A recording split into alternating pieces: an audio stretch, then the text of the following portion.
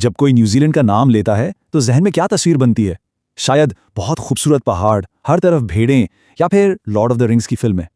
लेकिन अगर हम ये कहें कि ये सब कुछ एक बहुत बड़ी छिपी हुई हकीकत का सिर्फ एक छोटा सा हिस्सा है, सिर्फ नोक है बर्फ के तौदे की, तो आइए इसकी गहराई में उतरते हैं। अच्छा, एक बहुत ही बुनियादी सा सवाल है, दुनिया में कुल कितने बड़े आजम हैं? 7 ही हैं, है ना? स्कूल में तो हम सबने यही पढ़ा है। लेकिन क्या हो अगर ये जवाब इतना सीधा साधा ना हो जितना लगता है? इस सवाल का असल जवाब इस अदद में छुपा है, 95%। सोचें जरा, ये एक ऐसे बड़े आजम का वो हिस्सा है जो तकरीबन पूरी तरह हमारी नजरों से ओझल है। क्यों? क्योंकि वो पानी के नीचे डूबा हुआ है। तो मिलिए ज़ीलैंडिया से। यह है जमीन का तकरीबन भूला बिसरा 8वां बड़े आजम। ये कोई छोटा मोटा टुकड़ा नहीं, ये एक बहुत बड़ा जमीनी खित्ता है जो तकरीबन 50 लाख मुरब्बा किलोमीटर पर फैला हुआ है। लाखों करोड़ों साल पहले ये अंटार्कटिका से टूटकर अलग हो गया था, और आज जो हमें न्यूजीलैंड के जजीरे नजर आते हैं वो दरअसल इसी डूबे हुए बड़े आजम की सबसे ऊंची पहाड़ी चोटियां हैं जो पानी से बाहर झांक रही हैं। तो सवाल यह है कि ये डूबा हुआ बड़े आजम पानी के ऊपर की जमीन को कैसे शक्ल देता है? इसकी कहानी आग, दबाव और खींचादानी की है। साइंसदान इसे मजाक में अब तक का बदतरीन पिज़्ज़ा क्रस्ट कहते हैं। क्यों?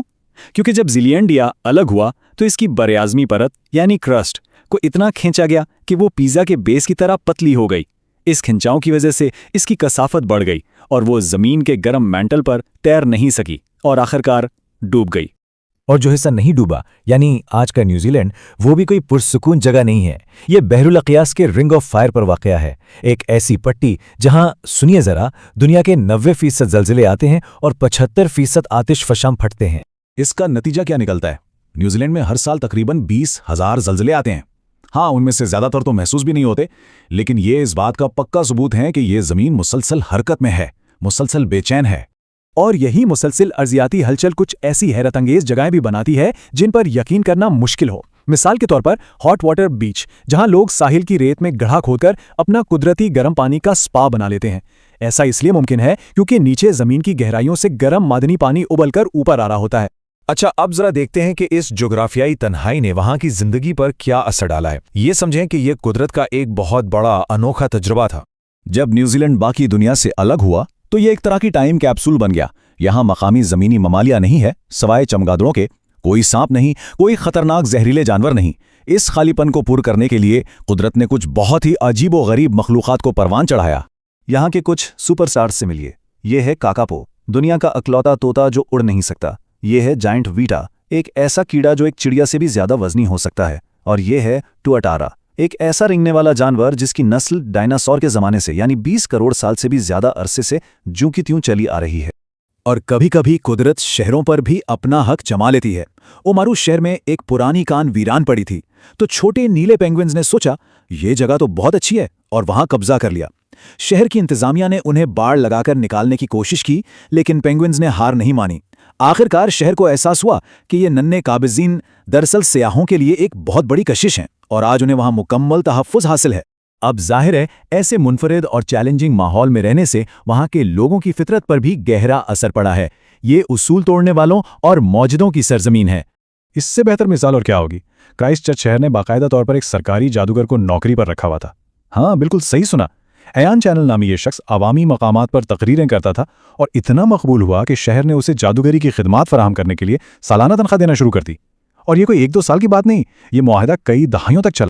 और जब बात उसूलों को तख्लीकी अंदाज में मोड़ने की हो तो ये कहानी सुनिए। नए साल के मौके पर एक कस्बे में अवामी मकामात पर शराब पीने पर पाबंदी लगा दी गई। तो कुछ दोस्तों ने क्या किया, वो समुंदर के किनारे गए। जब लहरें पीछे हटीं तो उन्होंने मिलकर रेत का एक छोटा सा जजीरा बना लिया और फिर उस जजीरे पर बैठकर यह दावा कर दिया कि वो अब बैनुल अक़वामी पानियों में है, जहां मकामी कानून लागू नहीं होता, और वहां बैठकर आराम से अपनी बियर पी। मजे की बात यह है कि मकामी पुलिस ने भी इस जहानत की तारीफ की। लेकिन ये जहानत और अनोखापन सिर्फ मजाक मस्ती तक ही महदूद नहीं रहा। इसी सोच ने ऐसे ख्यालात को जन्म दिया जिन्होंने पूरी दुनिया को बदल कर रख दिया। जरा कुछ मिसालें देखें। तिजारती बंजी जंपिंग की शुरुआत एक कीवी यानी न्यूजीलैंडर ने की। खेलों में जो रेफरी सिटी इस्तेमाल करता है वो पहली बार 1884 में यहां मुतारिफ कराई गई थी। और इलेक्ट्रिक फेंस वो एक किसान ने इसलिए ईजाद की थी ताकि उसका घोड़ा उसकी नई नवेली कार पर खारिश ना कर सके। लेकिन कुछ ईजादात ने वाकई इंसानियत की बहुत बड़ी खिदमत की। डिस्पोजेबल सिरिंज कॉलन मर्डॉक नामी एक फार्मासिस्ट की ईजाद है। ये एक सादा सी प्लास्टिक की चीज थी, लेकिन इसने बार बार इस्तेमाल होने वाली सुइयों से फैलने वाले इन्फेक्शन को रोककर मेडिकल की दुनिया में एक इनकलाब बर्पा कर दिया। एक बहुत ही सादा सी इजाद, लेकिन इसका असर अंदाजा लगाया गया है कि कोलिन मर्डॉक की इस डिस्पोजेबल सिरिंज की बदौलत अब तक करोड़ों जानें बचाई जा चुकी हैं। और साइंस की दुनिया में बिल्कुल इसकी आखिरी सरहद पर एक न्यूजीलैंडर ने सिर्फ उसूल ही नहीं तोड़े, बल्कि उसने हकीकत के बारे में हमारी समझ को ही बदल कर रख दिया। उसने कानूनों को दोबारा लिखा। ये थे अर्नेस्ट रदरफोर्ड, वो पहले इंसान जिन्होंने सन 1919 में एटम को तोड़ा। ये एक ऐसी दरियाफ्त थी जिसने सदियों पुराने साइंसी अकायद को जड़ से उखाड़ दिया और एक नए न्यूक्लियर दौर का आगाज किया। तो न्यूजीलैंड की कहानी सिर्फ भेड़ों और पहाड़ों या एक डूबे हुए बर्रे-आज़म की नहीं है। ये इस बात की एक शानदार मिसाल है कि जब एक छोटी, दुनिया से अलग थलग कौम बड़ी सोच अपनाती है तो क्या कुछ मुमकिन हो सकता है।